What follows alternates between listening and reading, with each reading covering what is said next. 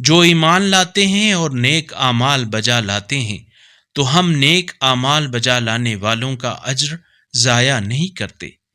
ان کے لیے دائمی جنتیں ہیں جن کے نیچے نہریں بہتی ہوں گی، جن میں وہ سونے کے کنگنوں سے مزین ہوں گے اور باریک ریشم اور اطلس کے سبز کپڑوں میں ملبوس مسندوں پر تکیے لگائے بیٹھے ہوں گے۔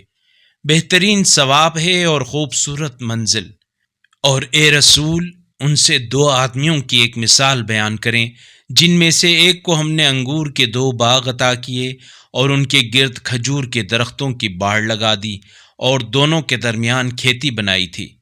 دونوں باغوں نے خوب پھل دیا اور ذرا بھی کمی نہ کی، اور ان کے درمیان ہم نے نہر جاری کی اور اسے پھل ملتا رہتا تھا۔